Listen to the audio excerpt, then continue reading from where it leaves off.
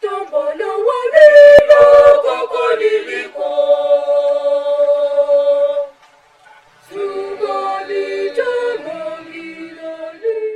place is for classical education. Greek, Latin. Particularly Latin. I want that to be clearly understood by everybody. If you do not like Latin, don't come. Hi everybody, my name is Natasha Chilima and I'm from Kamuzu Academy in Malawi. My presentation is on the 12 tables of Roman law. The 12 tables were a set of laws inscribed on 12 bronze tablets created in ancient Rome in 450 and 451 BC. It might not seem so new and innovative now, but this was the beginning of a new approach to law, where all the laws were written down so everyone would be sure that they were being treated equally under them. Before the law of the 12 tables, there wasn't any similar codification in the legal history of Rome.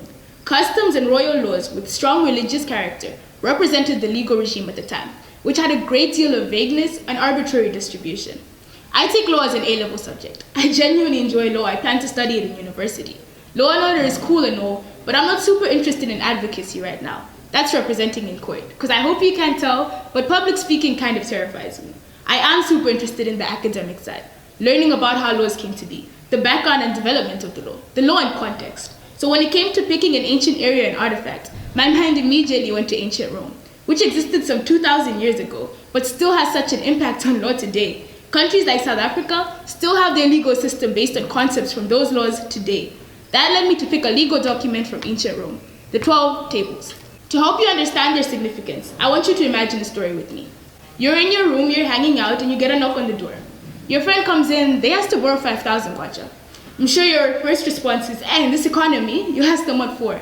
And they tell you that they have just been found guilty in a court of law of stealing a pair of shoes. Their punishment, their fine, 5,000 kwacha. You ask what shoes, they show you a pair of Air Force Ones. These shoes are worth 53,000 kwacha at World of Kicks, Malawi. For context, it's my birthday in a week, do with that information what you will. Now you have exams coming up, you could use the good karma, so you give them the 5,000 and send them on their way. A little bit later, you get another knock on the door. It's another friend. They tell you they're here to say goodbye. You're confused, you ask them what they mean, and they tell you that they have just been sentenced to 20 years in prison. You ask them what they did, and they tell you that they stole a pair of shoes. Pair of Sophia's. For context, these are Sophia's. They're worth 4,000 kwacha at Bata. You're confused, you send them on their way, and you just can't seem to catch a break, because a little later, you get another knock on the door. Another friend comes in, and they ask to go to the lake with you. They ask you to go to the lake with them tomorrow. You ask them what you're celebrating, and they tell you that they have just been found guilty in a court of law of stealing a pair of Air Force Ones, a pair of Sophia's, and murdering the shopkeeper to do it. You ask them what their penalty is, what their fine is, and they tell you they just had to say sorry. No further penalty, no further punishment. I'm sure your first thought is A, that you need better friends, and B, that at least on face value, the severity of the punishments make no sense in relation to the severity of the crime. Of course, this is an extreme example, but I could talk about the more subtle examples in modern society today. The way your race affects your sentencing in America, the way your wealth and education affects your sentencing in Malawi, the way, even if they won't say it, your prefect and your teacher probably has someone they're a little less likely to punish than everyone else. This brings me back to my artifact. This was a problem facing Rome before 450 BC, bringing me back to the 12 tables. They have a similar origin story, and most of what we know about it is from Roman historians Livy and Dionysius of Halicarnassus, who provided the most detailed account of the laws and how they came to be. The 12 tables came from a situation which modern scholars call the conflict of orders. The conflict of orders, sometimes known as the struggle of orders, was a political struggle between the plebeians, the ordinary people, and the patricians, the aristocrats of the republic, where the plebeians wanted political equality with the patricians, especially because of how unfairly and unequally they were distributing the law. The plebeians were being treated like your three friends in the example, where you don't know where you stand with the law because they just make it up as they go pretty much. So the plebeians, the ordinary people, put pressure on their leaders to create a legal code and have it written down on 12 tablets so everyone could read the laws and be sure that they were being treated equally. This became the 12 tablets. That's why they were created. But as for how, initially, after the expulsion of the last king of Rome, Tarquinius Superbus, in 509 BC, Rome was governed by magistrates. Initially, only patricians could become magistrates, and this, along with other plebeian complaints, had everyone living. The plebeians were the backbone of Rome, and they used that to their advantage. They threatened succession. They threatened to leave, knowing that without their labor, the whole economy would fall apart. Through these threats and conflicts, they were able to bargain for the 12 tablets, which actually began as just 10. To explain in detail, in the year 462 BC, a commoner tribune suggested creating a commission to create the laws. It wasn't successful, but when you fail, try and try again, because later, in 455 BC, the Senate decided to write a set of laws equal to both social groups. These would become what we now know as the 12 tables. They formed a commission to do this, the decemviri. In 451 BC, 10 magistrates were elected to write the laws. This was the decemviri, meaning 10 men. This was the commission. This is how Livy, the Roman historian, described the law's creation. Every citizen should quietly consider each point, talk it over with their friends, and finally bring forward for public discussion any additions or subtractions which seem desirable. This helps you see just how much these laws were for the people. It was the people's laws, and this was a very significant step forward towards the laws we have today. A year later, a second decemvirate completed the last two codes after a successful succession of the plebs, a plebeian protest, to force the Senate to reconsider them. The bronze tables themselves, the tablets themselves, were set up in the Forum of Rome for all citizens to see, and Cicero recorded that students studied them as part of their education. Moving on to their discovery, the tablets themselves were never actually discovered in their physical form. It's speculated that they were lost when the Gauls and the Brennus burnt Rome in 387 BC, but they've been reconstructed through quotes and references. This is like if the Malawi constitution goes missing today.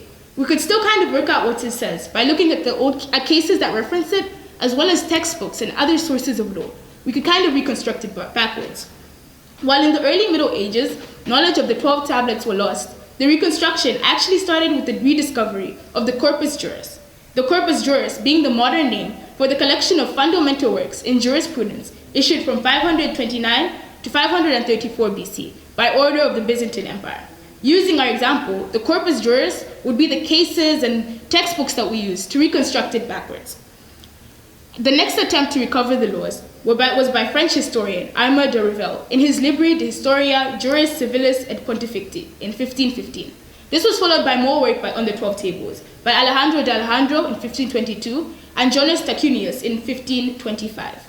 Later on, Jacques Godfrey, who published his reconstruction of the 12 tables in 1616, based on the order of Gaius's Ad Legem 12 Tabularium, which means on the law of the 12 tables, compiled in the Digest, also known as Pandacti, which is a digest of juristic writings on Roman law made in 530 and 533 BC.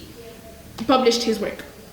Despite not being physically around anymore, they have such an impact on law today, which is part of why I chose them. I mean, one, you can see their influence in modern law today, as where concepts that they popularized play a big role in the basis of the American legal system, such as in constructing the United States Bill of Rights. Two, the 12 tables are tied to the concept of just commune, which translates to common law and is often referred to as civil law in English-speaking countries. Three, as I said earlier, some countries like South Africa still base their current legal systems on aspects of the laws back then. And four, next year when everything works out and I'm at my dream law school, I'm going to learn about them too, because the 12 tables, as well as so many other aspects of Roman law, help you better understand the systems in place today. While no one is still using the 12 tables laws themselves, and that would be interesting considering that Table 8 states that if a person is found publicly gossiping about another, they'll be clubbed to death, they're still super significant in the way key concepts such as justice, equality, punishment, and the rule of law are explored. I also chose this artifact because the laws are a reflection of a country's morals, ideals, and values. The laws show you so much about a country and what's going on at that time, especially when they're preserved through codification. I'll give you an example. In 1973, the Decency in Dress Act in Malawi meant that Malawian women were not allowed to wear trousers or miniskirts. This was repealed in 1993. When you look at the context, you'll find that 1993 is the same year that Malawi moved from a single-party dictatorship to a multi-party political system. Or I could talk about how Malawi enacted its first piracy laws in 2016. 2010 was the year that MalawiMusic.com, basically our Spotify, where most Malawian artists upload their music, was created. And so the context of the piracy laws is the boom of the digital age, and more Malawians than ever being able to upload their music and needing protection. I could talk about how in America, the Justice in Policing Act of 2020 introduced measures to combat racial bias and excessive force in policing. When you look at the context, you'll find that that was the same year of the death of George Floyd. Countless of laws have been amended and introduced in the context of the Me Too movement. The entire electoral process in Malawi was changed in the context of the annulment of the presidential election in 2019. What I'm trying to say is that a country's laws, especially when they're preserved through codification, are an insight into the nation. And it's fun to explore, especially when the 12 tables cover so many different aspects of Roman life, from funeral proceedings to land ownership. Well, I remember reading them and wondering what was the context, for example, that led to Rome deciding that it needed to be put down in writing that if a father sold his son 3 times, the 3rd time the son would be free. I found that in ancient Rome, fathers had absolute rule over the household and their children. If they angered him, he had the legal right to disown his children, sell them to slavery, or even kill them. And I could infer a little bit about the state of gender equality from the fact that it's written down that females should remain in guardianship, even when they've obtained their majority. That means reach legal age, here that would be 18. While some scholars claim that the 12 tablets were not actually enough to be defined as a complete law code, and that the equality that they achieved is greatly exaggerated, they set the foundation for what would become a system of fully codified law in the Roman world. There are just so many quirky, weird, interesting laws that give you a glimpse into Roman life. And that, along with all of their significance to modern law today, is why I chose to talk about the 12 tables of Roman law. Thank you for listening.